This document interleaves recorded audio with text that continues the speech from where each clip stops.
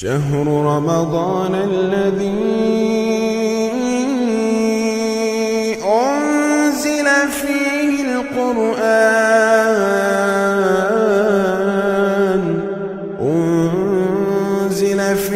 القرآن هدى للناس وبينات من الهدى والفرقان.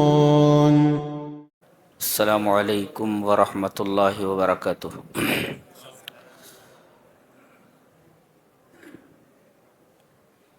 اعوذ باللہ من الشیطان الرجیم. بسم اللہ الرحمن الرحیم. تبارک الذی نزل الفرقان علی عبدہ لیکون للعالمین نذیرا. آج ہم 19ویں پارے اور 20ویں پارے کے یعنی 2 پاروں کے اہم مقامات سے گزریں گے. سورہ فرقان چل رہی ہے. پہلی آیت میں یہ بیان فرمایا گیا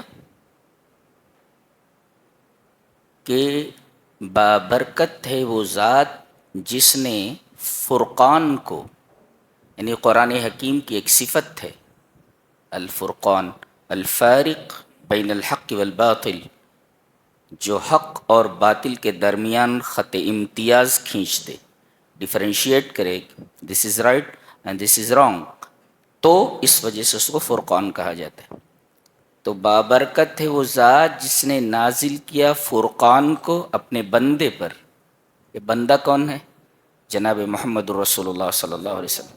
لیکون للعالمین نذیرا، تاکہ آپ تمام انسانوں اور تمام جنوں کے لیے نذیر بن جائیں. یہ آیت کریمہ بتا رہی ہے کہ قرآن یہ صرف عربوں کے لیے نہیں ہے بلکہ دنیا کے تمام لوگوں کے لیے، عیسائیوں کے لیے، یہودیوں کے لیے، ہندوؤں کے لیے، جتنے بھی مذاہب دنیا میں پائے جاتے ہیں. حقیقت یہ ہے کہ قرآن ان سب کے لیے للعالمین. اچھا، اور جس پر یہ قرآن نازل کیا گیا ہے وہ بھی صرف عربوں کے رسول نہیں ہیں بلکہ تمام دنیا والوں کے رسول ہیں. گویا اس کتاب کو برا بھلا کہنا اپنے آپ کو برا بھلا کہنے کے مرادف ہے، اور رسول اللہ صلی اللہ علیہ وسلم کو سب و شتم کرنا، برا بھلا کہنا، در حقیقت اپنے آپ کو برا بھلا کہنے کے مرادف ہے.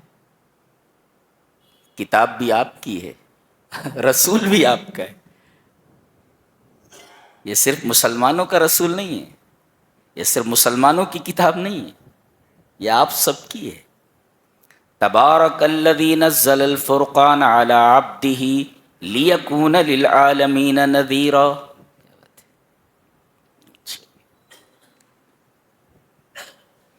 اس کے بعد جہنم کا ایک منظر بیان کیا جا رہا ہے.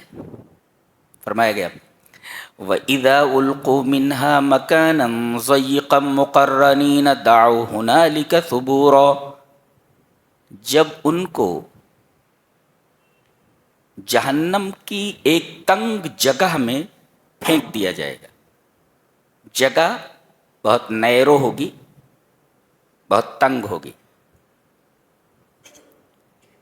اور مقرنین، ہاتھ پیر باندھ کر کے ایک،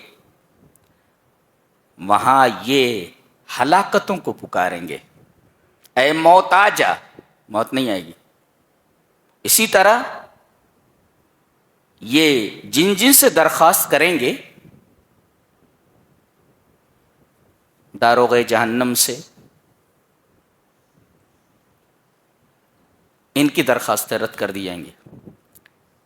اس آیت کریمہ کے بارے میں ایک کتاب موارد الظمآن میں نے ایک واقعہ پڑھا. وہ واقعہ اس طرح ہے. وقال ابن ابی ذئب حدثنی من شہد عمر بن عبد العزیز وهو امیر المدینہ وقرأ عنده رجل وإذا ألقوا منها مكانا ضيقا مقرنين دعوا هنالك ثبورا فبكى حتى غلبه البكاء وعلى نشيجه فقام من مجلسه ودخل بيته وتفرق الناس. یہ واقعہ وہاں لکھا ہوا موارد الزمان میں.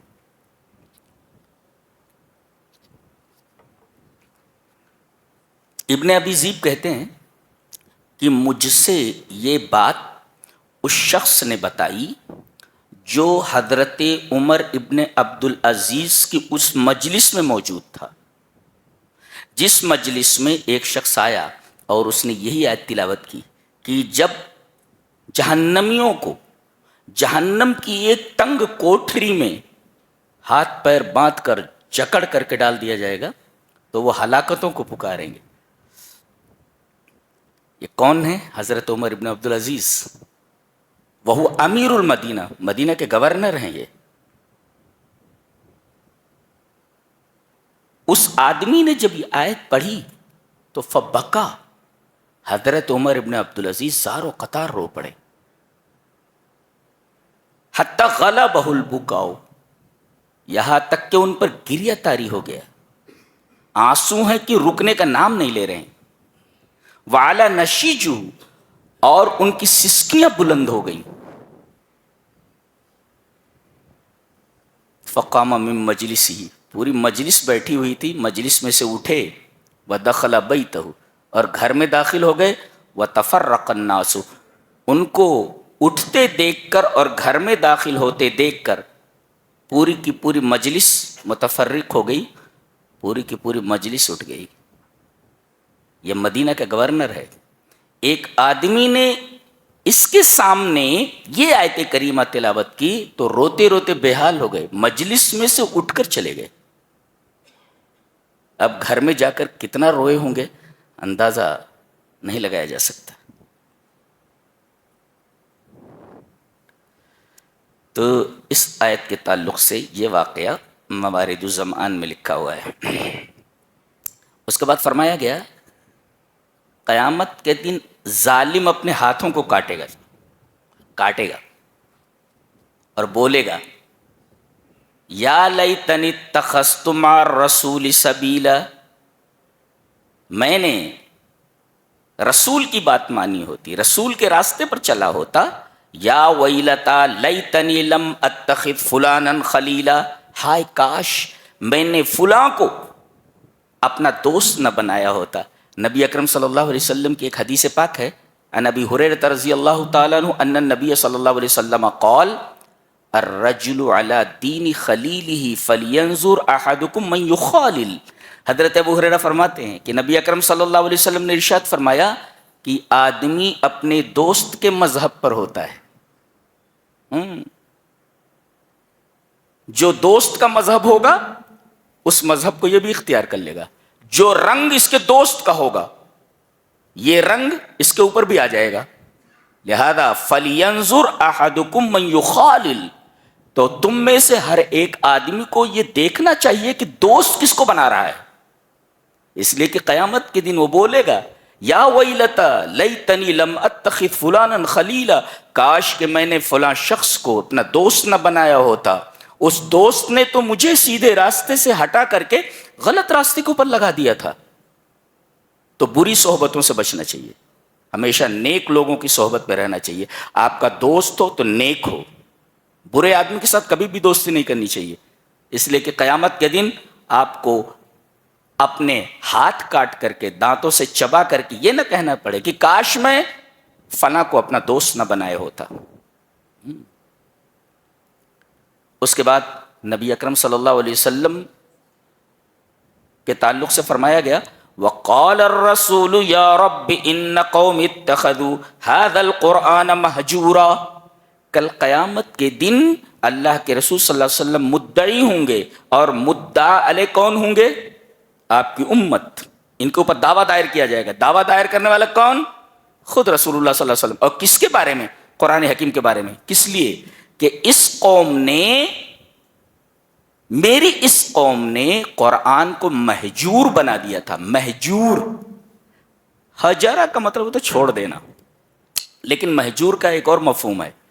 آپ نے دیکھا ہوگا کہ ریلوے اسٹیشن پر، پلیٹ فارم پر آگے کچھ ایسے مکانات بنے ہوتے ہیں، بعد میں وہ قابل استعمال نہیں ہوتے، تو ان کے اوپر لکھ دیا جاتا ہے ابینڈنڈ، یعنی اب اس میں کام نہیں ہوتا ہے. تو ابینڈنڈ کا مطلب ہوتا ہے مہجور، چھوڑا ہوا. اشارہ اس بات کی طرف ہے کہ دیکھو وہ مکان ریلوے اسٹیشن ہی پر ہے، لیکن اب قابل استعمال نہیں رہا. ریلوے والوں نے، ریلوے انتظامیہ نے اس سے کام لینا چھوڑ دیا ہے. تو ایسے ہی یہ قرآن لوگوں کے گھروں میں رہے گا، لوگ اس سے استفادہ نہیں کر رہے ہوں گے. تو ایسے لوگوں کے خلاف نبی کریم صلی اللہ علیہ وسلم قیامت کے دن دعویٰ دائر کریں گے کہ میری اس قوم نے قرآن حکیم کو ابینڈنڈ کر دیا تھا، مہجور بنا دیا تھا.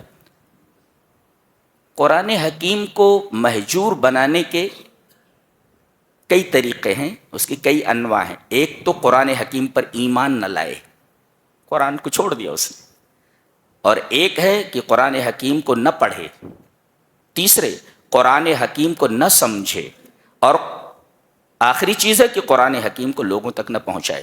گویا قرآن حکیم کا پہلا حق یہ ہے کہ اس پر ایمان لایا جائے، دوسرا حق یہ ہے کہ اسے پڑھا جائے، تیسرا حق یہ ہے کہ اسے سمجھا جائے، اور چوتھا حق یہ ہے کہ جو آپ نے سمجھا ہے اسے لوگوں تک پہنچائیں. یہ بھی آپ کی ذمہ داری ہے.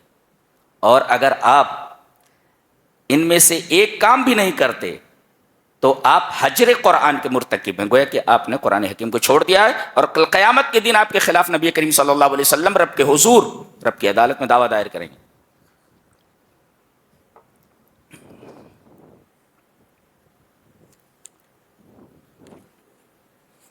ایک بڑی پیاری بات کہی جا رہی ہے، اَرَأَيْتَ مَنِ اتَّخَذَ إِلَٰهَهُ هَوَاهُ. کیا آپ نے نہیں دیکھا اس شخص کو جس نے اپنی خواہش نفس کو، اپنی ہوا کو اپنا معبود بنا لیا ہے؟ اپنی خواہش کو معبود بنا لینے کا کیا مطلب ہے؟ غالباً ابن کثیر نے کہا ہے کہ محمد تحسن من شیء فعلہ. اپنی خواہش نفس کو معبود بنانے کا مطلب یہ ہے کہ جو بھی نفس کو اچھا لگے کر ڈالے. یعنی مہما استحسن من شیء فعلہ، دل کو جو چیز اچھی لگے کرتا چلا جائے. یعنی اینما قید انقاد، جہاں نفس لے جائے چپ چاپ جانور کی طرح اس کے پیچھے چلتا چلا جائے. گویا انسان اپنی پوری کی پوری لگام، اپنی لگام اپنے خواہش نفس کے ہاتھ میں دے دے. آپ کی خواہش نفس جہاں بھی آپ کو لے جانا چاہے آسانی سے لے کر چلی جائے. جہاں بھی دل کہے یہاں جانا ہے چلے جانا، یہاں جانا ہے چلے جانا ہے، یہ چیز کرنا ہے کرنا ہے، یہ چیز نہیں کرنا ہے نہیں کرنا ہے. تو آپ نے اپنی پوری باغ ڈور، اپنی پوری لگام آپ نے اپنے خواہش نفس کے ہاتھ میں دے دی ہے. یہی مطلب ہے اپنی خواہش نفس کو اپنا معبود بنانا.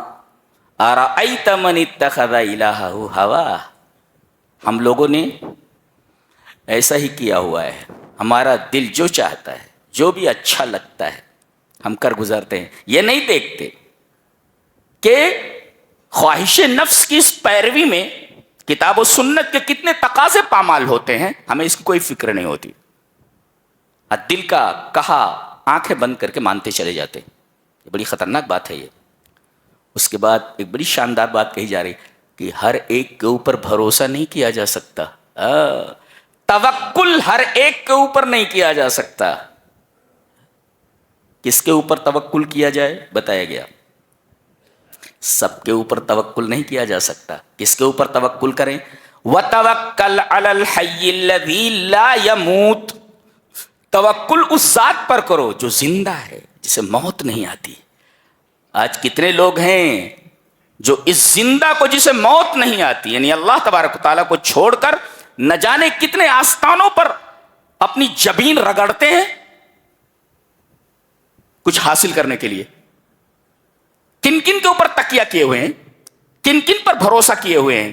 کہا جا رہا ہے کہ سب پر بھروسہ نہیں کیا جا سکتا، بھروسہ کس پر کیا جائے؟ وَتَوَكَّلْ عَلَى الْحَيِّ الَّذِي لَا يَمُوتُ، توکل کرو اس ذات پر جو زندہ ہے اور لا یموت، اسے موت نہیں آتی۔ تو بھروسہ کے لائق کون، بھروسہ کیے جانے کے لائق کون؟ جو زندہ ہے، جسے موت نہیں آتی، اور وہ صرف ایک ہی ذات ہے، اللہ تبارک و تعالی۔ بقیہ اور کوئی بھروسے کے لائق نہیں ہے۔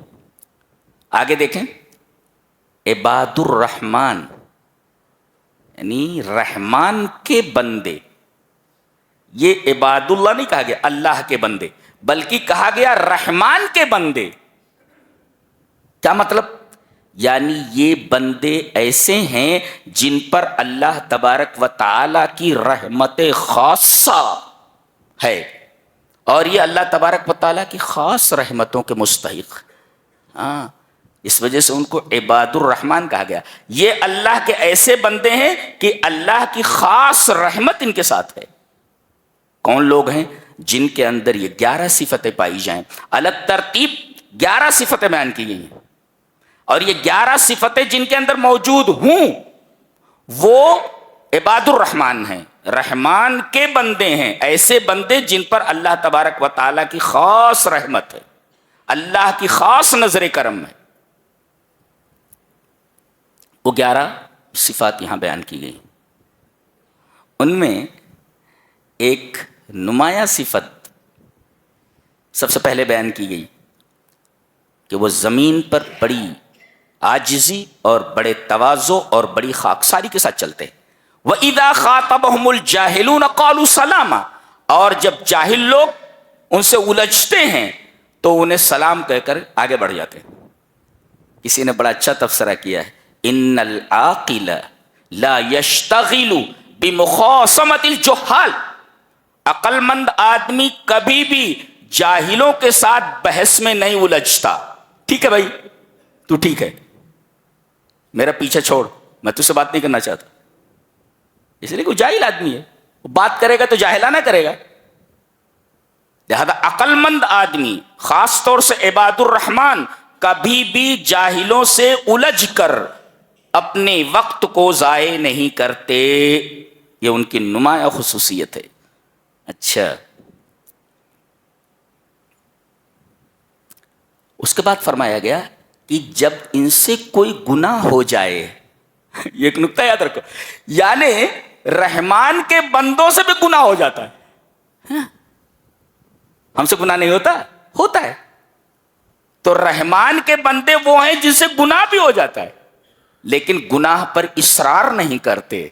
گناہ ہو جاتا ہے، وَلَمْ يُصِرُّوا عَلَى مَا فَعَلُوا، اپنی گناہوں کے اوپر اصرار نہیں کرتے۔ عباد الرحمن کا یہ مطلب نہیں ہے کہ ان سے گناہ نہیں ہوتا، گناہ ہوتا ہے، مگر اپنے گناہوں پر وہ مصر نہیں ہوتے، اس پر مستمر نہیں ہوتے، ان کا یہ گناہ مسلسل نہیں ہوتا۔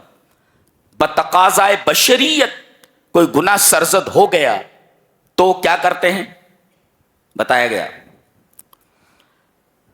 وَمَن تَابَ وَعَمِلَ صَالِحًا فَإِنَّهُ يَتُوبُ إِلَى اللَّهِ مَتَابًا، یہ توبہ کر لیتے ہیں۔ وَمَن تَابَ، جو توبہ کر لے، وَعَمِلَ صَالِحًا، اور پھر نیک عمل کرنے لگے۔ دیکھو، گناہ ہوا، توبہ کر لیا، توبہ کرنے کے بعد یہ کیوں کہا گیا کہ توبہ کر لیا، اللہ مجھے معاف کر دے، توبہ کر لیا، پھر عمل صالحا، نیک عمل کیا۔ یہ توبہ کرنے کے بعد نیک عمل کیا، اس کا کیا مطلب ہے؟ توبہ کے بعد نیک عمل کا جو حوالہ دیا گیا ہے اس کا مطلب یہ ہے کہ آدمی توبہ کے بعد جب نیک اعمال کرنے لگتا ہے تو ھذا یدل علی صدق توبتہ، تو یہ نیک عمل اس کی سچی توبہ کی دلیل ہوتا ہے۔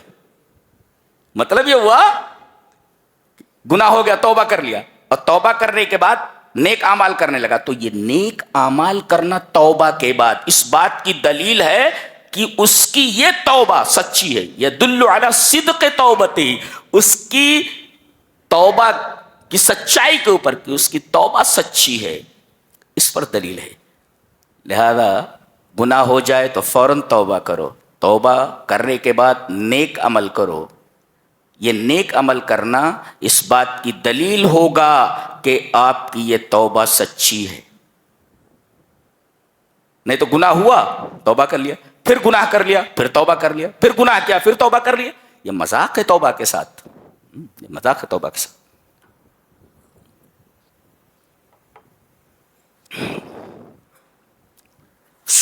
سب سے آخری جو صفت ہے وہ بڑی غضب کی ہے، 11ویں صفت، غور سے دیکھو، اولئک یجزون الغرفۃ بما صبروا، ان کو بدلہ دیا جائے گا غرفہ، ما معنی غرفہ؟ غرفہ الجنہ، ان کو بدلہ دیا جائے گا جنت کی شکل میں، جن کے اندر یہ 11 صفات ہوں، اور ان 11 صفات سے متصف ہونے کی وجہ سے وہ رحمان کے بندے ہو گئے۔ رحمان کے بندے کیوں ہوئے؟ کیونکہ ان کے اندر یہ 11 صفتیں ہیں، اور ان 11 صفتوں سے متصف ہونے کی وجہ سے اللہ تبارک و تعالی نے ان کا بدلہ جو تیار کر رکھا ہے وہ غرفہ ہے۔ غرفہ یعنی they will be rewarded paradise, انہیں بدلے میں جنت عطا کی جائے گی، یہ غرفہ تمہارا جنت۔ اچھا کیوں؟ بما صبروا، یہ دیکھو صبر کرنے کی وجہ سے، یعنی اس سے پہلے جو اعمال بیان کیے گئے وہ تو اپنی جگہ اہم ہیں ہی، سب سے آخر میں صبر کا تذکرہ کیا گیا ہے۔ جانتے ہیں کیوں؟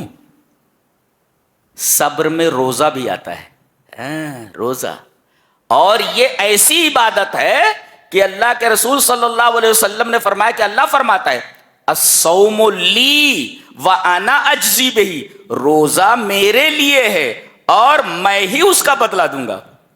کسی اور عبادت کے بارے میں نہیں کہا گیا، صرف روزہ کے بارے میں کہا گیا، اور یہ روزہ اتنی اہم چیز ہے کہ اللہ تبارک و تعالی نے جنت میں ایک اسپیشل دروازہ رکھا ہوا ہے کہ لا يدخلہ الا الصائمون، کہ اس دروازے سے صرف اور صرف روزہ دار ہی داخل ہوں گے۔ یہ اتنی اہم عبادت ہے، اللہ کے لیے بھوک برداشت کرنا، اللہ کے لیے پیاس برداشت کرنا، اللہ کے لیے اپنی جنسی خواہش کو ترک کر دینا، فضول چیزوں سے اپنے آپ کو محفوظ رکھنا۔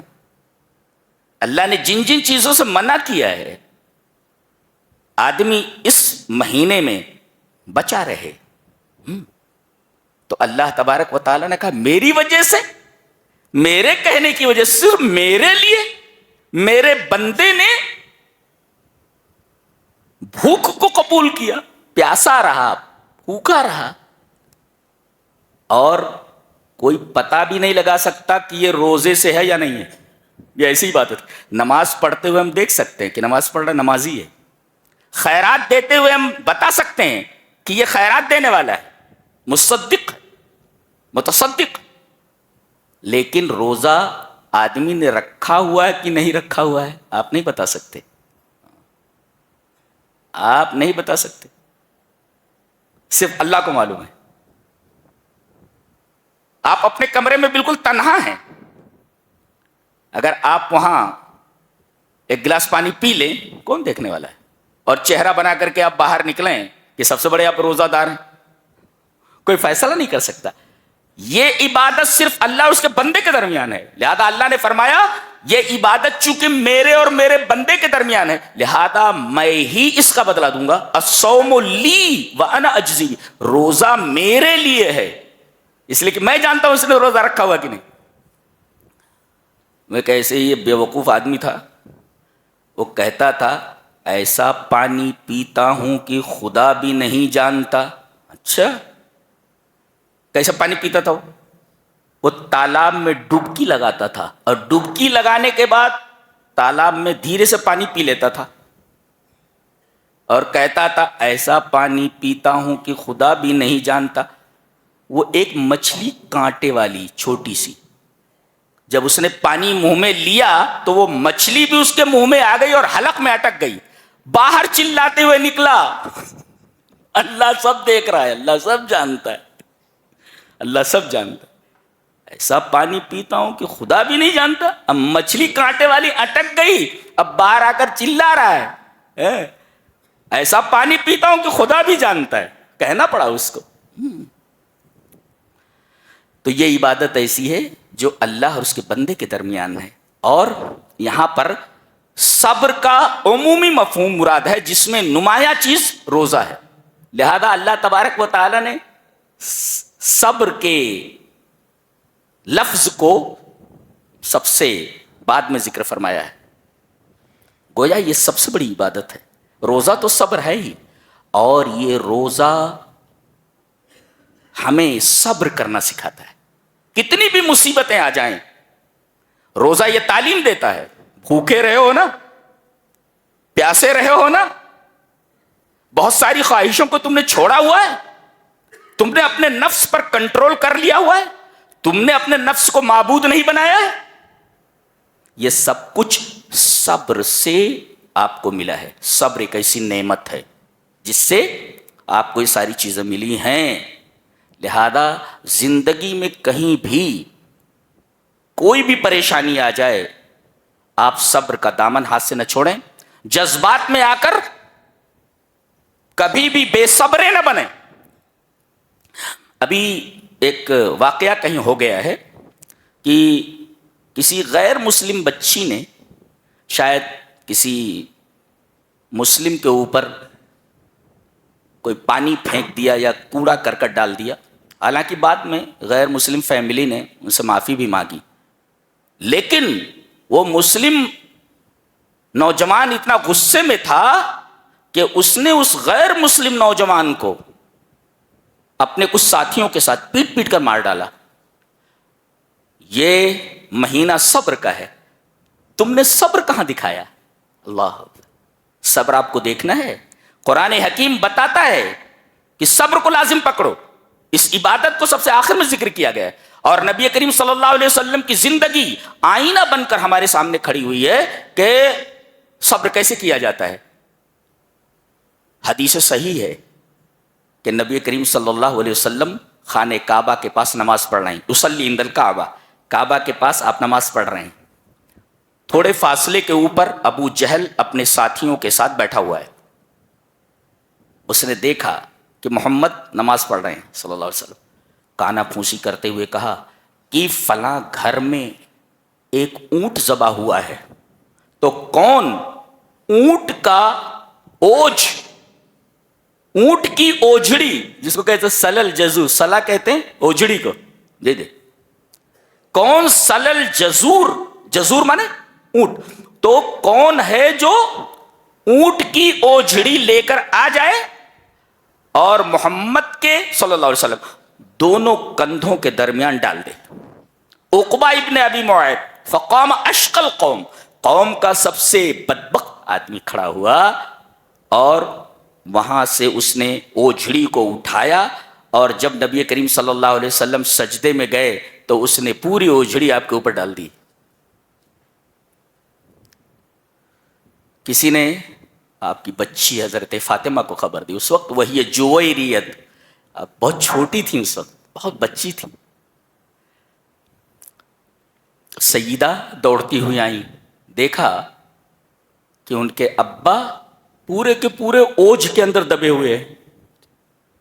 وہ روتے ہوئے آپ کے اوپر سے اوجھڑی کو ہٹانے لگی. نبی کریم صلی اللہ علیہ وسلم نماز سے فارغ ہوئے. آپ نے ان لوگوں کو کچھ نہیں کہا. آپ نے اپنی یہ درخواست، اپنی یہ بات رب کے حضور ڈال دی کہ جو کچھ میرے ساتھ ہوا ہے میرے رب تو دیکھ ہی رہا ہے. اللہ، یہ صبر کا ایک اعلیٰ مقام ہے. صبر کا ایک اعلیٰ مقام ہمیں سکھایا گیا ہے کہ ہمیں کس حد تک صبر کا دامن پکڑنا ہے. بچی کو کیسا لگا ہوگا کہ باپ کے اوپر اوجھ رکھی ہوئی پوری، جس کے بارے میں نبی کریم صلی اللہ علیہ وسلم نے فرمایا فاطمہ میرے جگر کا ٹکڑا ہے بولے تو۔ آپ حضرت فاطمہ رضی اللہ تعالی عنہ کی سیرت پڑھیے، نبی پاک صلی اللہ علیہ وسلم کو بڑی محبت تھی ان سے، بڑی محبت۔ جب آپ ان کے گھر جاتے یا حضرت فاطمہ آپ کے یہاں آتی تو آپ بیٹی کے لیے کھڑے ہو جاتے تھے۔ اندازہ لگائیے جس کے لیے رسول کھڑا ہو جائے بیٹی کا کیا مقام ہوگا۔ کھڑے ہو کر کے آپ ان کی پیشانی پر بوسہ دیتے اور اپنے بغل میں بٹھا لیتے تھے، اور کبھی کبھی تو ان کے کانوں میں کچھ بولتے رہتے تھے، اتنی محبت کرتے تھے۔ لہذا ہر نوجوان، ہر مسلمان کے دل میں سیدہ کی عظمت، سیدہ فاطمہ کی محبت اور ان کی عظمت ہونی چاہیے۔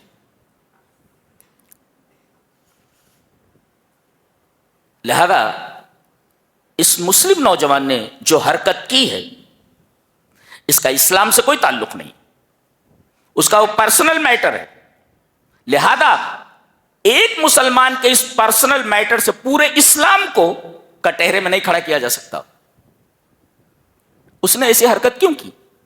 اس نے قرآن کو نہیں پڑھا، اس نے رسول اللہ صلی اللہ علیہ وسلم کی زندگی کا مطالعہ نہیں کیا کہ ہمیں جذبات میں آ کر کے اس حد تک نہیں جانا تھا کہ کسی غیر مسلم نوجوان کو قتل کر دے۔ قانون تھا، قانون سے شکایت کرنی تھی۔ قانون اگر تاخیر کرتا انصاف دینے میں تو آپ صبر کرتے، صبر کا پھل اللہ کے ہاں رکھا ہوا ہے۔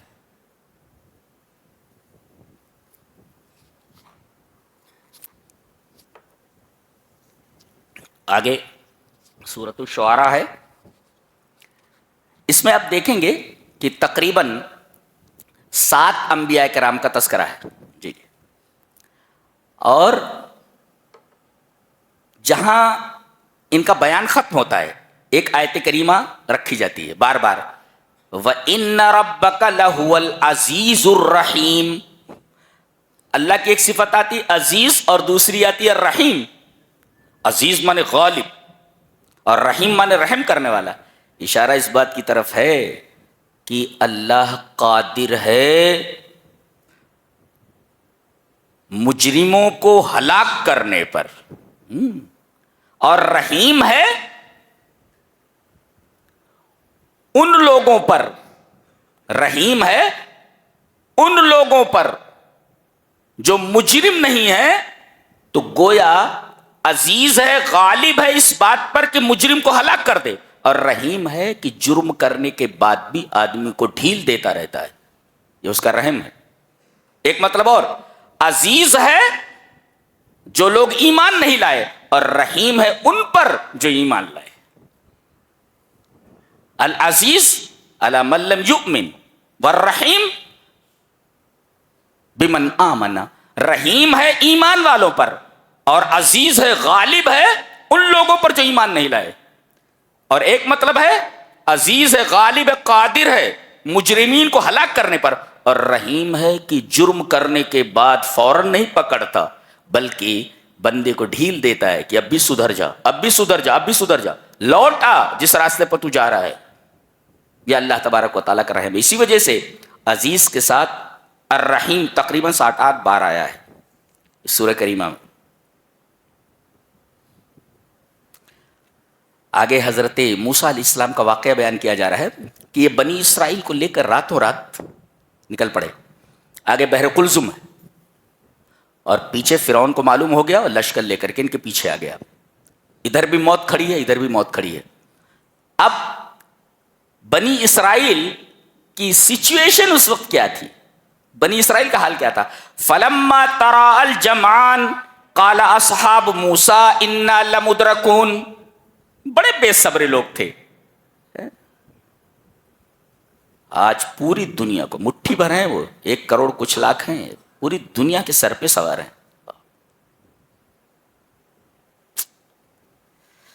عجیب و غریب قوم ہے۔ حضرت موسیٰ سے کہنے لگے قال اصحاب موسیٰ، موسیٰ کے ساتھی کہنے لگے انا لمدرکون، انا لمدرکون، یقیناً ہم پکڑ لیے گئے. دیکھو انا لمدرکون کہہ رہے ہیں، اس میں کوئی شک نہیں کہ ہم کو پکڑ لیا جائے گا. جواب میں حضرت موسیٰ نے کیا کہا؟ کلا، ہرگز نہیں، ان معی ربی سیہدین، میرا رب میرے ساتھ ہے، وہ کوئی نہ کوئی راستہ نکالے گا. میرا رب یہ نہیں کہا کہ میرا اور تمہارا رب، صرف اپنی طرف انہوں نے اللہ تبارک و تعالی کی نسبت کی رب تعالی میرے ساتھ ہے. اللہ کی معیت کی نسبت انہوں نے صرف اپنی طرف کی، جبکہ کیا کہنا چاہیے تھا؟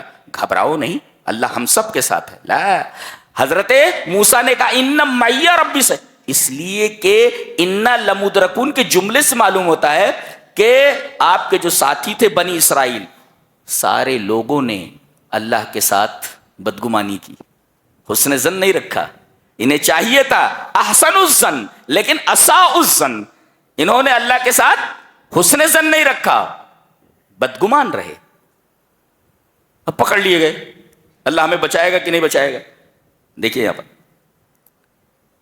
اللہ کی معیت کی نسبت حضرت موسیٰ نے تنہا اپنی طرف کی، اللہ میرے ساتھ ہے. اور غار ثور میں حضرت صدیق آپ کے ساتھ ہیں. تلاش کرنے والے وہاں تک پہنچ گئے. حضرت صدیق نے نظر اٹھا کر دیکھا، گھبرا گئے، کہا کہ اللہ کے رسول اگر ان لوگوں نے ہمیں دیکھ لیا، نیچے دیکھ لیا تو ہم لوگ پکڑ لیے جائیں گے. نبی کریم صلی اللہ علیہ وسلم نے کیا فرمایا؟ لا تحزن ان اللہ معنا، غم مت کر، بے شک اللہ ہمارے ساتھ ہے. یعنی معیت کی نسبت اپنی طرف بھی کی اور حضرت صدیق کی طرف کی، اس لیے کہ حضرت صدیق صرف گھبرائے تھے، اللہ تعالیٰ کے ساتھ حسن ظن کو برقرار رکھا تھا، بدگمانی نہیں تھی اللہ کے ساتھ. اس وجہ سے اللہ کے رسول صلی اللہ علیہ وسلم نے معیت میں اپنے ساتھ حضرت صدیق کو شریک کیا. اور چونکہ ان لوگوں نے اللہ کے ساتھ حسن ظن نہیں رکھا، لہذا حضرت موسیٰ علیہ السلام نے معیت کی نسبت اپنی طرف کی کہ میرا رب میرے ساتھ ہے. اور نبی کریم صلی اللہ علیہ وسلم نے کیا کہا حضرت صدیق سے؟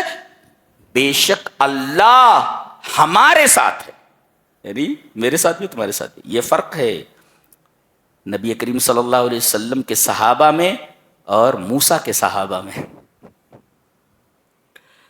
صحابہ ہمیشہ اللہ کے ساتھ حسن ظن رکھتے تھے، یہ ہمیشہ اپنے رب کے ساتھ بدگمان رہے. کون؟ بنی اسرائیل.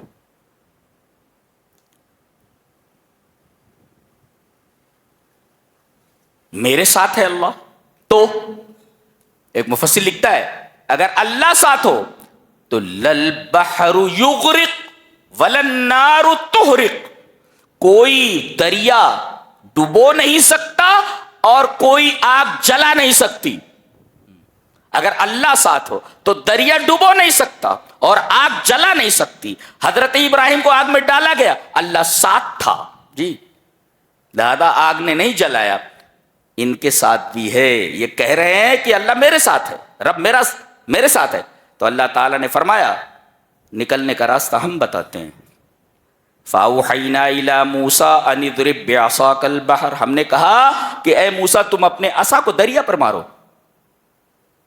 ذرا کسی تالاب میں اپنی لاٹھی مار کر کے دیکھو، راستہ بنے گا؟ اللہ نے فرمایا عصا مارنا تیرا کام ہے، جتنا تو کر سکتا ہے کر، راستہ نکالنا ہمارا کام ہے. جی جیسے ہی انہوں نے اپنے عصا کو دریا کے اوپر مارا، فَانْفَلَقَ، انفلاق کا مطلب ہوتا ہے کوئی چیز جڑی ہوئی ہو اور الگ ہو جائے، دو حصوں میں بٹ جائے اور بیچ میں کوئی راستہ بن جائے، اس کو انفلاق بولتے. فَانْفَلَقَ فَكَانَ كُلُّ فِرْقٍ كَالطَّوْدِ الْعَظِيمِ، پانی کی صفت یہ ہے سیلان، بہنا. یہاں اللہ تبارک و تعالی نے نوامی سے کون کو بدل دیا؟ لاز آف نیچر کو بدل دیا. پانی بہتا ہے، پہاڑ نہیں ہوتا، پتھر بنا کر کے کھڑا کر دیا اللہ. دریا بھی اس کے قبضے قدرت میں ہے، دریا کی ساری چیزیں اس کے قبضے قدرت میں، ہوا اس کے قبضے قدرت میں، زمین اور آسمان اس کے قبضے قدرت میں، وقت کی رفتار اس کے قبضے قدرت میں. یہ اللہ کی عظمت ہے. جو اللہ کو چھوڑ کر دوسرے لوگوں کے سامنے ہاتھ پھیلاتے ہیں، در حقیقت انہوں نے اللہ کی قدر نہیں جانی. وما قدر اللہ حق قدر، انہوں نے اللہ تبارک و تعالیٰ کی عظمت کو سمجھا ہی نہیں تو زندہ کو چھوڑ کر مردوں سے کون مانگتا ہے؟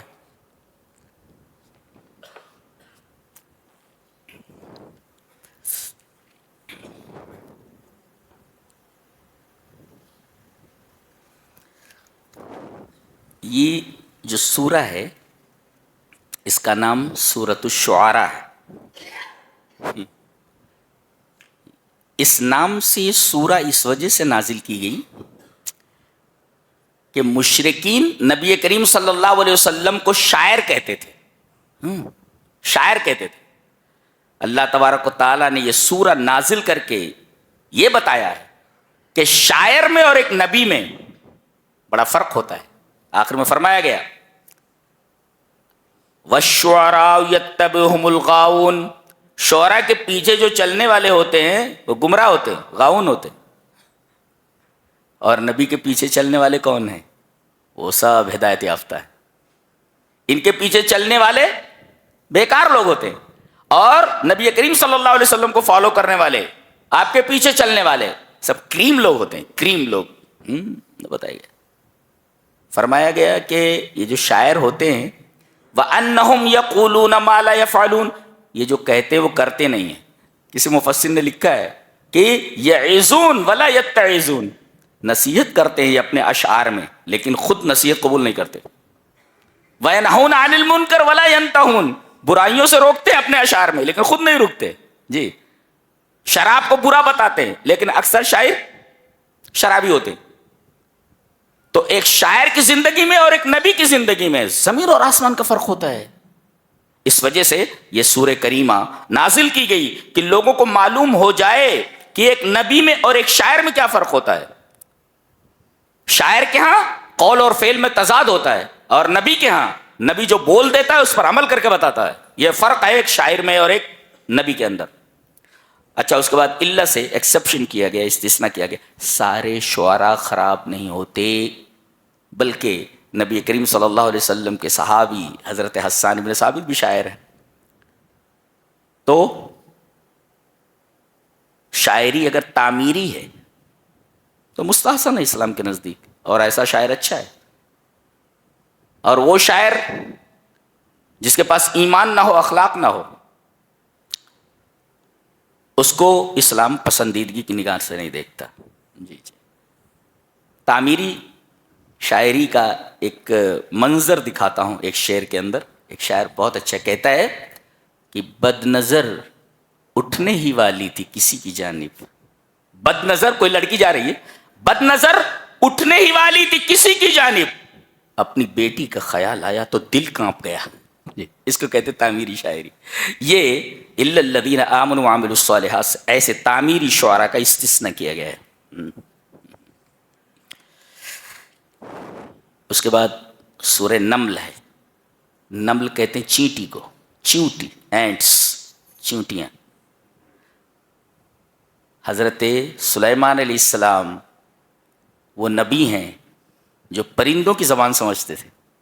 آج زوولوجی کتنی ترقی پر ہے لیکن زوولوجی کا پروفیسر یہ نہیں بتا سکتا کہ چڑیا کیا بول رہی ہے. حضرت سلیمان علیہ السلام چڑیا کی زبان سمجھتے تھے. وَعُلِّمْنَا مَنْطِقَ الطَّيْرِ، ہم نے چڑیا کی بولی سکھا دی تھی. چڑیا کیا بول رہی ہے حضرت سلیمان علیہ السلام سمجھتے، بات کرتے تھے. چڑیا بھی بات کر رہی ہے اور آپ بھی بات کر رہے ہیں، جیسا کہ ابھی آئے گا. اس میں ہے الاہتمام باللغات المختلفہ.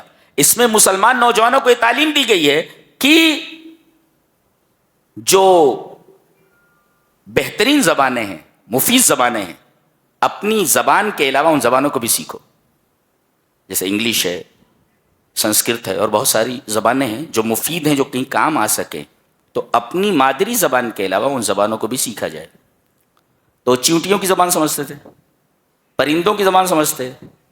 ایک دفعہ لشکر لے کر کے آگے جا رہے تھے، ایک وادی سے گزرے جس کو وادی نمل کہا جاتا تھا. جی، دا ویلی آف اینٹس، جو چیونٹیوں کی وادی تھی. چیونٹیوں کی جو رانی تھی، قالت نملۃ، چیونٹیوں کی رانی نے کہا یا ایھا النمل ادخلوا مساکنکم، اے چیونٹیوں تم اپنے اپنے گھروں میں مساکن میں گھس جاؤ. کہیں ایسا نہ ہو کہ حضرت سلیمان علیہ السلام اور ان کا لشکر تمہیں لاشعوری طور پر کچل نہ دے. دیکھو، ایک تو یہ کہ اپنے ساتھی چیونٹیوں سے یہ کہہ رہی ہے کہ تم اپنے اپنے گھروں میں چلی جاؤ. سلیمان اور ان کا لشکر کہیں تمہیں بے خیالی میں روند نہ دے، کچل نہ دے. اس سے ایک مفسر نے بڑا اچھا نکتہ اخذ کیا ہے، وہ یہ کہ ہمیشہ حکمراں کو، سی ایم ہو یا کسی گاؤں کا پردھان ہو یا کسی عہدے پر ہو اور لوگ اسے چن کر لائے ہوں، اسے چاہیے کہ وہ اپنی رعایا کا ہمیشہ خیال رکھے، انہیں تکلیف نہ ہونے دے. دیکھو یہ چیونٹی بول رہی ہے کہ اے چیونٹیوں، تم سب اپنے اپنے بلوں کے اندر گھس جاؤ، کہیں ایسا نہ ہو کہ سلیمان اور ان کے لشکر کی طرف سے تم کو تکلیف پہنچ جائے. دوسرا نکتہ یہ لکھا گیا ہے کہ یہ چیونٹی یہ کہہ رہی ہے کہ اگر ہم لوگوں کو سلیمان علیہ السلام اور ان کا لشکر کچل دے گا تو جان بوجھ کر نہیں کچلے گا، وہم لا یشعرون، بے خیالی میں کچل دیں گے، دکھائی نہیں دیتے ہم، ہاں بے خیالی میں کچل دیں گے. یعنی چیونٹی کو بھی معلوم ہے کہ اگر سچا مومن ہے تو ٹیررسٹ نہیں ہوتا جی، بلا وجہ چیونٹی کو تکلیف نہیں پہنچاتا تھے جا کے کسی انسان کو مارے. آج تو ایسا پیش کیا جا رہا ہے کہ اسلام ہی ٹیررزم کا مذہب ہے اور اسلام کے ماننے والے سب کے سب ٹیررسٹ ہیں، اور لفظ جہادی بولا جاتا ہے ان کے تعلق سے، جبکہ قرآن حکیم یہ بولتا ہے کہ ایک چیونٹی کہہ رہی ہے کہ اگر سچا مسلم ہے تو کبھی بھی دہشت گرد نہیں ہو سکتا، جان بوجھ کر کے کسی چیونٹی کو نہیں مار سکتا، جائے کہ کسی انسان کو قتل کرے، اس لیے کہ اسے معلوم ہے کہ ایک انسان کا قتل پوری انسانیت کا قتل ہے. تو سن رہے تھے یہ، سنتے ہی مسکرا پڑے. فتبسم ضاحکا من قولها، چیونٹی کیا بول رہی ہے اس کی بات سن کر کے حضرت سلیمان علیہ السلام مسکرا پڑے. یہ کیسا علم ہے، ایسے ایسے علوم پیش کر رہا ہے قرآن حکیم کہ پوری سائنس بونی نظر آتی ہے اس کے سامنے. کوئی زوولوجی کا پروفیسر یہ بتا دے زندگی بھر جس نے زوولوجی پڑھائی ہو کہ چیونٹی کیا بول رہی ہے، میں سمجھتا ہوں، نہیں سمجھ سکتا ہوں. اچھا، آگے بتایا گیا کہ سروے کیا حضرت سلیمان علیہ السلام نے، وَتَفَقَّدَ الطَّيْرَ فَقَالَ مَا لِيَ لَا أَرَى الْهُدْهُدْ، چڑیوں کا سروے کیا تو دیکھا ہدہد موجود نہیں ہے. بولے کہاں گیا؟ مَا لِيَ لَا أَرَى الْهُدْهُدْ أَمْ كَانَ مِنَ الْغَائِبِينَ، یہ گیا کدھر، میں اسے دیکھ نہیں رہا ہوں. اور بغیر بتایا گیا ہے یہ جرم کیا اس نے، لَأُعَذِّبَنَّهُ عَذَابًا شَدِيدًا أَوْ لَأَذْبَحَنَّهُ أَوْ لَيَأْتِيَنِّي بِسُلْطَانٍ مُبِينٍ، میں ضرور اس کو سزا دوں گا، اس کے بعد سخت سزا دوں گا، یا اس کو ذبح کر دوں گا، یا میرے پاس کوئی کھلی ہوئی دلیل لے آئے. دیکھو یہاں کیا کہا کہ اگر جرم ناقابل معافی ہے تو اذبحن، سولی دے دی جائے، پھانسی دے دی جائے، تاکہ معاشرہ ایسے مجرم سے پاک ہو جائے. لازبحن. اور اگر گناہ ہلکا ہے، جرم ہلکا ہے تو ہلکی سزا دے دو. عذاباً شدیدہ، گناہ بڑا ہے تو بڑی سزا دے دو. لیکن سزا دینے سے پہلے اولیاتینی بسلطان مبین، مجرم کو اپنے حق میں بولنے کا پورا موقع دیا جائے. ڈائریکٹ اس کے بارے میں فیصلہ نہ کیا جائے، اسے بولنے دیا جائے کہ تیرے اوپر یہ الزام لگایا گیا ہے، تو اپنی اس صفائی میں کیا کہنا چاہتا ہے. اولیاتینی بسلطان مبین. تھوڑی دیر ہوئی تھی کہ اڑتا اڑتا آیا، کہنے لگا ہدہد، قال احطت بما لم تحط به، مجھے ایسا علم ہے جو علم آپ کو نہیں ہے. دیکھو لوگ کہتے ہیں کہ نبی کو غیب کا علم ہوتا ہے، پرندہ کہہ رہا ہے کہ میں ایسی بات معلوم ہے جو آپ کو معلوم نہیں. پرندے کا عقیدہ یہ ہے کہ نبی کو غیب کا علم نہیں ہوتا. فقال احطت بما لم تحط به، اور میں یہ بتا دوں کہاں گیا تھا میں، وجیتک من سبع بنبأ یقین، میں شہر سبا چلا گیا تھا، یہاں سے 1500 میل کے فاصلے پر ہے، وہاں چلا گیا تھا. 1500 میل اڑتا اڑتا چلا گیا تھا یہ. اچھا، کہنے لگا میں بتاؤں وہاں میں نے کیا دیکھا؟ انی وجدت امرأۃ تملکہم، میں نے وہاں ایک عورت کو دیکھا جو حکومت کر رہی ہے.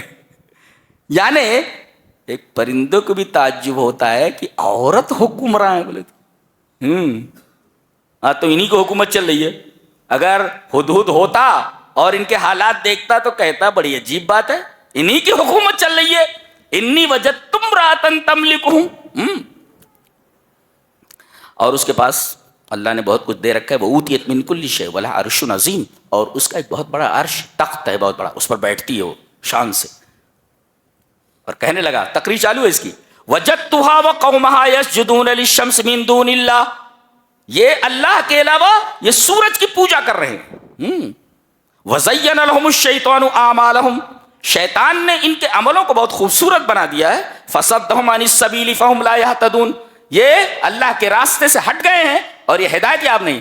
اس کا مطلب یہ کسی پرندے کو اگر توحید، پرندے کو گفتگو کرنے کے لیے کہا جائے تو سب سے پہلے گفتگو کرے گا تو توحید کے اوپر گفتگو کرے گا.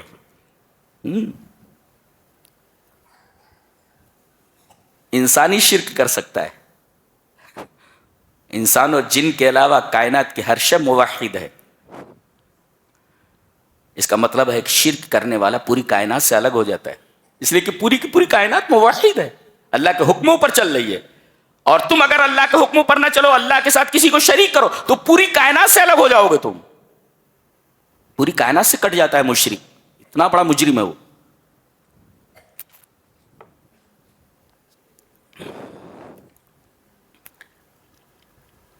اور یہ کہا تھا کہ اس کا ایک بڑا عرش ہے، تخت. عرش مانے تخت. تقریر میں کہہ رہا ہے اللہ لا الہ الا هو رب العرش العظیم، نہیں ہے کوئی معبود سوائے اللہ کے جو عرش عظیم کا رب ہے. عرش عظیم کا رب. کہا کہ ٹھیک ہے ہم تحقیق کریں گے کہ تو سچا ہے جھوٹا ہے. قال سننظر اصدقت ام کنت من الکاذبین، یعنی کوئی خبر لائے تو فوراً اس کو مت مان لیا کرو، تحقیق کرو. کوئی آیا اور آپ کے کان میں کچھ کہہ دیا، ارے وہ فلاں آدمی تو تم کو ایسا کہہ رہا تھا، میں دیکھ لیتا ہوں، میں دیکھ لیتا. ارے بھائی تحقیق کر. اگر اس آیت کریمہ کے اوپر کوئی عمل کر لے تو معاشرے کے اندر بہت سارے فسادات اور معاشرے کے اندر بہت ساری برائیاں اور لڑائیاں ختم ہو جائیں. آدمی کو تحقیق کرنا چاہیے نا کہ اس نے کہا کہ نہیں کہا. میں دیکھ لیتا ہوں اس کو، میں دیکھ لیتا ہوں. بولے وہ پہلے تحقیق کرنا، یہ تو کوئی خبر لایا ہے. حضرت سلیمان یہ کہہ رہے قال سننظر، ہم غور کریں گے، اصدقت ام کنت من الکاذبین، سچا ہے کہ جھوٹا ہے. اس کے بعد اس نے عرش کا حوالہ دیا تھا، بڑا تخت ہے. حضرت سلیمان علیہ السلام نے دربار میں فرمایا قال یا ایھا الملأ ایکم یاتینی بعرشها قبل ان یاتونی مسلمین. 1500 میل کے فاصلے سے وہ جس تخت پر بیٹھتی ہے اس کو اٹھا کر کون لاتا ہے؟ قال عفریت من الجن، ایک طاقتور جن کھڑا ہوا اور کہا کہ دربار برخاست ہونے سے پہلے میں وہ تخت لے آؤں گا. یہ کوئی آدھا گھنٹہ 1 گھنٹہ میں. قبل ان تقوم من مقامک، آپ اپنی جگہ سے کھڑے ہوں گے، دربار برخاست ہونے سے پہلے 1500 میل کے فاصلے سے میں تخت اٹھا کر لے آؤں گا. وَإِنِّي عَلَيْهِ لَقَوِيٌّ أَمِينٌ، میرے اندر طاقت بھی ہے اور میں امانت دار ہوں. اتنا طاقت تھی اس کو، اتنی طاقت تھی. تو ایک شخص تھا جس کے پاس کتاب کا علم تھا، پتہ نہیں کون سا علم تھا، اللہ تبارک تعالیٰ نے یہی کہہ کر کے چھوڑ دیا ہے، اسے معلوم. قال الذی عنده علم من الکتاب، اس شخص نے کہا جس کے پاس کتاب کا علم تھا، کہا انا آتی کبھی قبل ان یرتد الیک طرفک، پلک جھپکنے سے پہلے لے آتا ہوں. دیکھو اس کو کہتے ہیں ماس ٹرانسفر، سائنس کی زبان میں ماس ٹرانسفر. آج صرف انرجی ٹرانسفر ہوتی ہے. جی امریکہ سے کوئی اپنی تصویر بھیجے تو آپ کے موبائل پہ آ جائے گی، لیکن وہ آدمی وہاں نہیں آتا. جی انرجی خالی آ رہی ہے ایک لمحے میں، لیکن یہاں تو پورا میٹر آ گیا ہے، پلک جھپکنے سے پہلے ہی پورا میٹر اٹھ کر کے آ گیا. یہ سائنس اس کے سامنے بونی ہے، بونی ہے سائنس. 1500 میل کے فاصلے سے پلک جھپکنے سے پہلے ہی وہ تخت لا کر کے حضرت سلیمان علیہ السلام کے سامنے رکھ دیا گیا. پتہ نہیں کون سا علم تھا. اللہ تبارک و تعالی نے اس علم کو مبہم چھوڑ دیا ہے. قال الذی عنده علم، پتہ نہیں کون سا علم تھا وہ.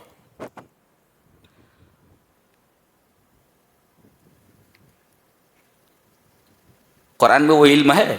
پتہ نہیں، ہو سکتا ہے، ہو سکتا ہے. قال الذی عنده علم من الکتاب، کتاب کا کوئی علم تھا. 1500 میل کے فاصلے سے پلک جھپکتے ہی تخت کو لے کر آ گیا. یعنی ماس ٹرانسفر ہو گیا جی. ابھی تک تو انرجی ٹرانسفر ہو رہی ہے، قرآن کہتا ہے پلک جھپکتے ہی ماس ٹرانسفر ہو گیا ہے. ابھی تم انرجی ٹرانسفر کرنے میں لگے ہوئے ہو.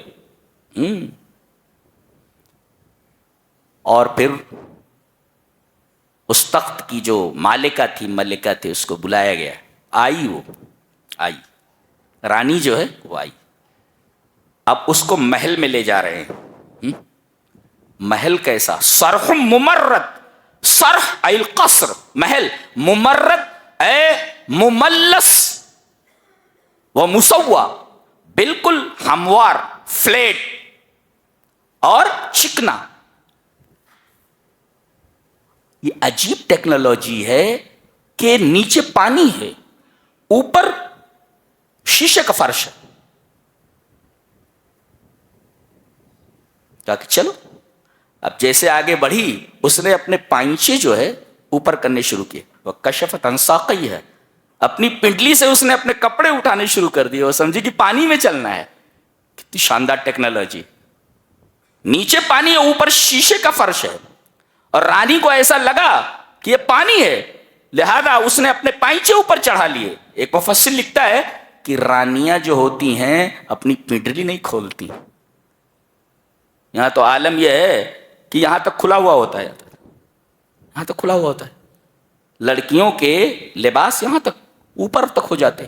اور یہاں یہ رانی آ رہی ہے تو کشفت عن ساقیہا، اس نے اپنی پنڈلی پر سے کپڑے اٹھائے. اس کا مطلب پنڈلی سے نیچے تھا کپڑا، چھپا ہوا ہوتا. تو رانیاں اور شہزادیاں کبھی بھی اپنی پنڈلی نہیں دکھاتی.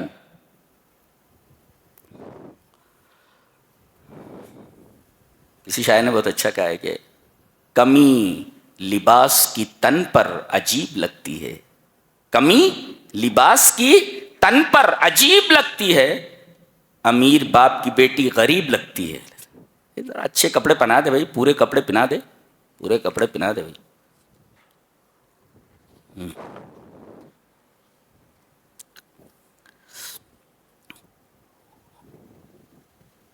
آگے فرمایا گیا کل یعلم من فی السماوات والارض الغیب الا اللہ، اللہ کے علاوہ زمین اور آسمان میں غیب کی بات کوئی نہیں جانتا.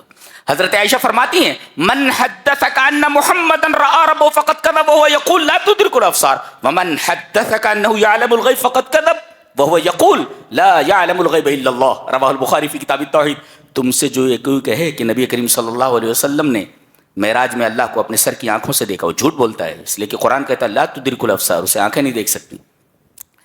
بہت سارے لوگ آج بولتے ہیں کہ تم تو اب تک اپنے خدا کو نہیں دکھا سکے، ہم نے ان کو اسٹیچو کے اندر دکھا دیا ہے.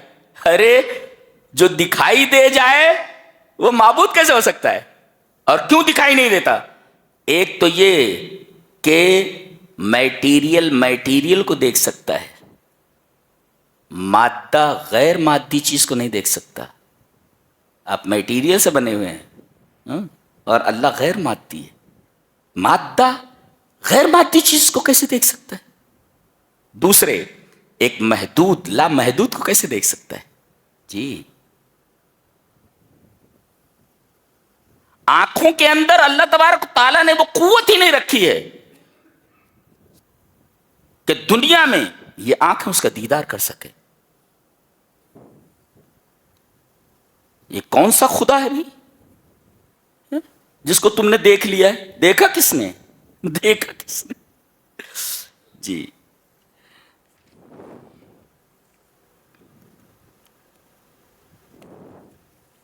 آگے سورہ قصص سے فرعون اور موسیٰ کا واقعہ بیان کیا جا رہا ہے. اس کے بارے میں کہا گیا ان فرعون علا فی الارض وجعل اہلہا شیعا. اس نے کیا کیا تھا اپنی حکومت کے لوگوں میں درار ڈال دی تھی اور کچھ کے حقوق جو اس کے خاندان اور رشتہ دار تھے محفوظ رکھے گئے، اور ایک قوم ایسی تھی کہ انہیں کوئی حق حاصل ہی نہیں تھا، یہ بنی اسرائیل تھے۔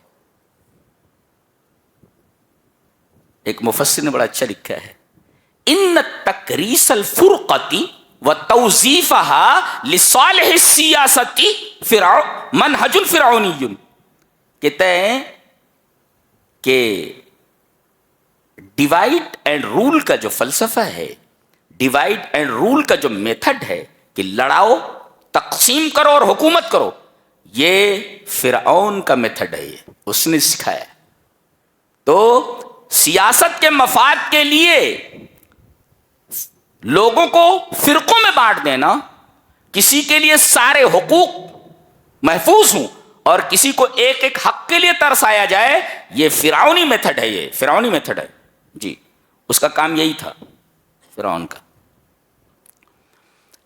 حضرت موسیٰ علیہ السلام اور نبی کریم صلی اللہ علیہ وسلم کی زندگی میں ایک گہری مماثلت ہے، ایک گہری مشابہت ہے۔ کیا؟ نبی کریم صلی اللہ علیہ وسلم جب مکہ سے اپنے گاؤں سے نکلے، اپنے شہر سے نکلے اور مدینہ آئے تو 8 سال بعد پھر مکہ آیا، 8 سال لگے واپس ہونے میں، 8 سال بعد مکہ آئے۔ اور حضرت موسیٰ علیہ السلام جب مصر سے بھاگ کر مدین آئے تو وہاں بکریاں چرا رہے تھے، اور یہ بھی 8 سال کے بعد پھر وہیں پہنچے جہاں سے یہ نکلے تھے۔ اس طرح حضرت موسیٰ علیہ السلام اور جناب محمد رسول اللہ صلی اللہ علیہ وسلم کی زندگی میں بڑی گہری مماثلت ہے جی۔ اور انبیاء بنی اسرائیل کا سب سے معزز نبی ہے، بہت بڑا عالم ہے، بہت بڑا عالم۔ یہ جب پیدا ہوئے تو حکم یہ تھا کہ لڑکے جو پیدا ہوں ان کو قتل کر دیا جائے۔ یہ پیدا ہوئے حضرت موسیٰ، ان کی ماں گھبرا گئی، کیا کرے؟ لوگوں نے بتا دیا ہوگا، عورتوں نے بتا دیا ہوگا، اور عورتیں کوئی چیز دیکھ لے تو اپنے پیٹ میں نہیں رکھ سکتی وہ، الا ماشاء اللہ۔ تو کسی نے کہا نہیں، 2 عورتیں اگر بات کرتے ہوئے خاموش رہتی ہیں، دھیرے دھیرے بات کرتی ہیں، تو سمجھو کہ ڈاٹا ٹرانسفر ہو رہا ہے، بالکل۔ اور اگر کہہ دیں ارے ہمیں کیا لینا دینا ہے اس سے، سمجھو کہ مکمل ڈاٹا ٹرانسفر ہو چکا ہے، اب یہ دوسری طرف ٹرانسفر ہونے کی راہ دیکھ رہا ہے، ٹرانسفر ہونا چاہتا ہے جی۔ تو عورتوں نے بتا دیا ہوگا کہ بھئی ان کے ہاں بچہ پیدا ہوا ہے، لڑکا پیدا ہوا۔ اب حضرت موسیٰ علیہ السلام کی والدہ گھبرا گئی، اللہ تبارک تعالیٰ نے ان کے پاس وحی کی، وَأَوْحَيْنَا إِلَىٰ أُمِّ مُوسَىٰ أَنْ أَرْضِعِيهِ، ان کو دودھ پلا دو، فَإِذَا خِفْتِ عَلَيْهِ فَأَلْقِيهِ فِي الْيَمِّ وَلَا تَخَافِي وَلَا تَحْزَنِي إِنَّا رَادُّوهُ إِلَيْكِ وَجَاعِلُوهُ مِنَ الْمُرْسَلِينَ۔ ایسا کرو، دودھ پلا دو ان کو۔ دودھ پلانے کے بعد ایک تابوت میں ان کو رکھ کر کے حوالے دریا کر دو۔ کمزور ہیں، چھوٹے بچے ہیں، شیر خوار بچے ہیں، ان کو تابوت میں رکھ کر کے یم میں ڈال دیا گیا، یم یعنی دریا میں ڈال دیا گیا۔ اللہ تبارک و تعالیٰ نے اس کمزور کو دریا سے بچا لیا، اور ایک طاقتور تھا وہ بھی یم میں آیا، اس کے لیے بھی وہ لفظ استعمال کیا گیا، یم۔ فرعون طاقتور تھا، دریا میں آیا اور ہلاک کر دیا گیا۔ دریا وہی ہے، فیصلے الگ الگ ہیں۔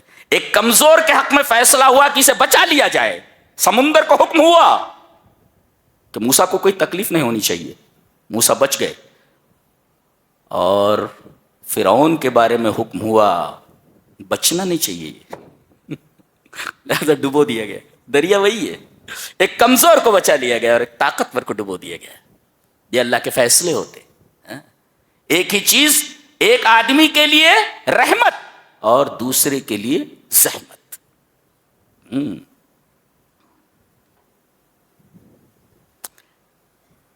اس سورہ کریمہ میں 4 عظیم عورتوں کا ذکر ہے، 4 عظیم عورتیں۔ کون کون؟ ایک تو موسیٰ علیہ السلام کی ماں جی، اور دوسرے ان کی بہن موسیٰ کی، اس لیے کہ جب ان کو تابوت میں رکھ کر کے حوالے دریا کیا گیا تو ان کی ماں نے کہا دیکھتی جانا ذرا دور سے کہ یہ تابوت کدھر جاتا ہے. یہ بہن دور سے اپنے بھائی کی تابوت کو دیکھتی جا رہی ہے. دنیا کی سب سے بہترین جاسوس ہیں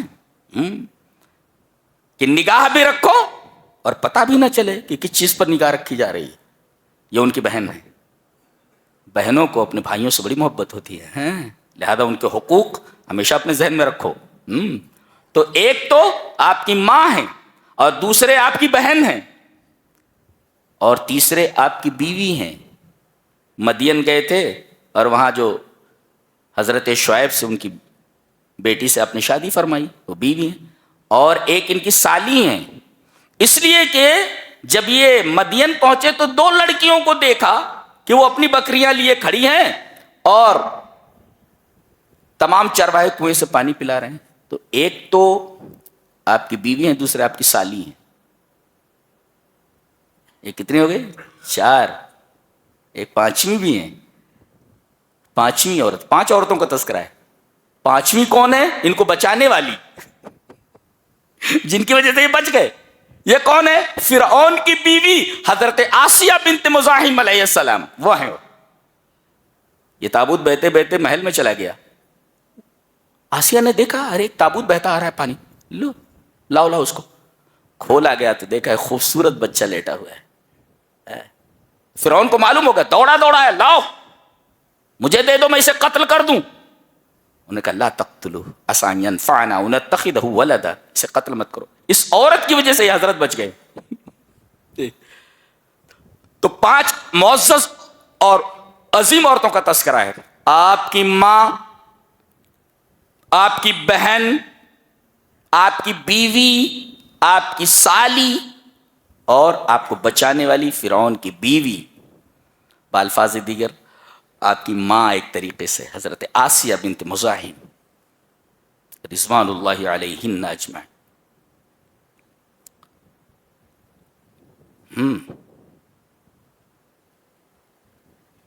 4 عورتوں کا تذکرہ ہے. اچھا، ایک دفعہ حضرت موسیٰ علیہ السلام باہر نکلے تو دیکھا ایک اسرائیلی اور ایک قبطی، یہ دونوں آپس میں لڑ رہے ہیں. اب ان کو دیکھ کر اسرائیلی پکار اٹھا، ارے دیکھو مجھے مار رہا ہے یہ. حضرت موسیٰ علیہ السلام کہہ رہے کیا ہے، چل چھوڑ. تو ذرا کچھ زیادہ بننے لگا ہوگا. حضرت موسیٰ علیہ السلام نے ایک فائٹ مارا، میں مر گیا ہوں. فوقذہ موسیٰ فقضى علیہ، ایک ہی فائٹ میں مر گیا ہوں، ایک ہی فائٹ میں مر گیا. کہتا جلالی پیغمبر دے. فوقذ وقت مانے فائٹ، ایک فائٹ مارا مر گیا ہوں. فوقذہ موسیٰ فقضى علیہ. کہنے لگے یہ تو شیطانی عمل مجھ سے ہو گیا، تو بہت بڑا گناہ ہو گیا مجھ سے، ایک بے گناہ مارا گیا. لیکن پتہ نہیں چل رہا تھا کہ اس کا قاتل کون ہے، ہو از دا کلر. اس لیے کہ اللہ جان رہا ہے، حضرت موسیٰ علیہ السلام جان رہا ہے، اور یہ جو ہے یہ بدماش یہ جان رہا ہے جس کی وجہ سے وہ آدمی مارا گیا. دوسرے دن پھر دیکھا کہ کسی فرعونی سے لڑ رہا ہے. حضرت موسیٰ سمجھ گئے فسادی یہی ہے. تو کبھی کبھی اپنے لوگ بھی فسادی ہو جاتے، بدماش ہو جاتے ہو. جی غلطی اسی کی تھی. اب حضرت موسیٰ علیہ السلام بڑے، فائٹ تو دیکھ چکا تھا، فائٹ کا جو پاور تھا دیکھ چکا تھا. وہ سمجھ گیا کہ غلطی میری دکھائی دے رہی ہے اور موسیٰ علیہ السلام ضرور مجھے مارنے والے ہیں. جیسے حضرت موسیٰ علیہ السلام آگے بڑھے، کہنے لگا قال یا موسیٰ اتريد ان تقتلنی کما قتلت نفسا بالامس. اے موسیٰ کیا تم مجھے اس طرح قتل کرنا چاہتے ہو جیسے تم نے کل ایک آدمی کو مار ڈالا تھا. دیکھو یہ اپنا آدمی ہے، یہ اپنا آدمی.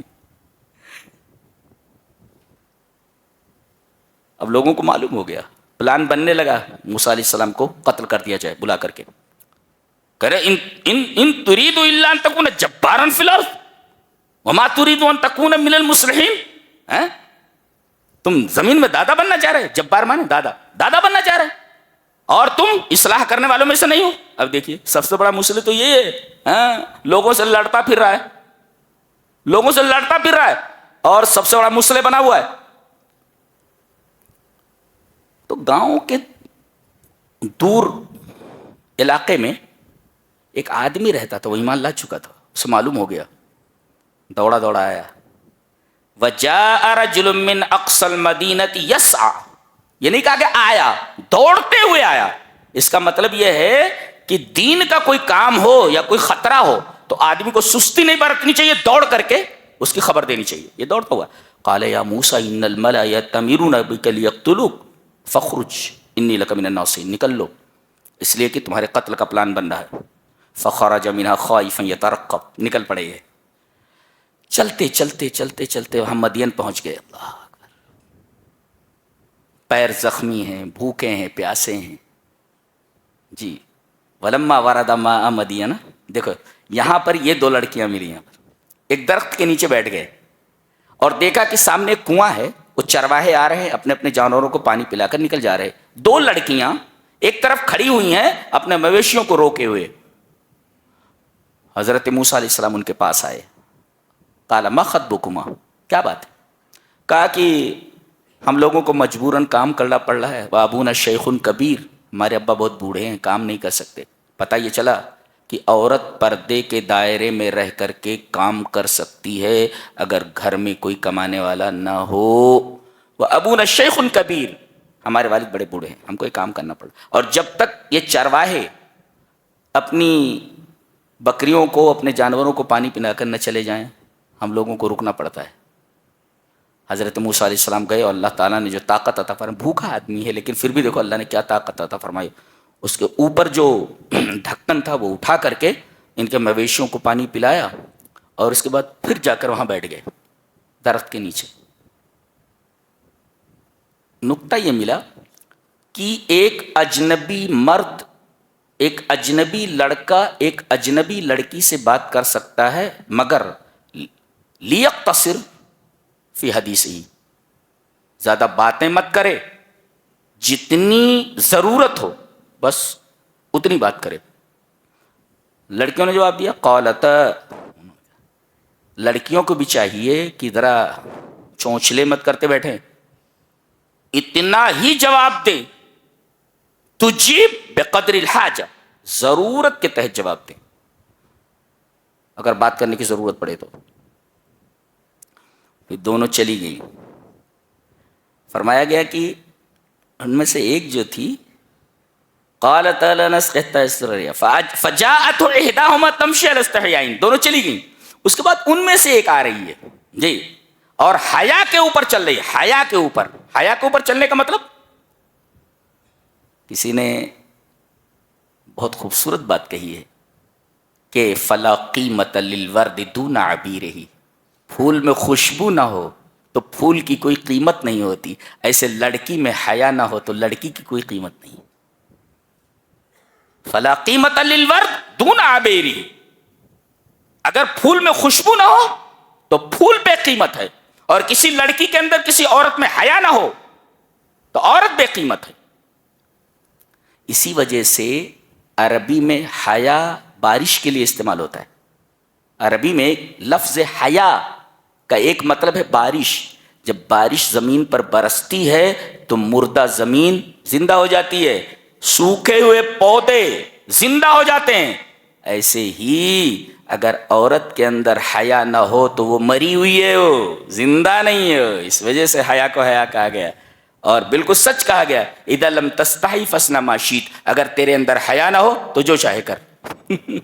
ایسا ہے. اللہ اکبر.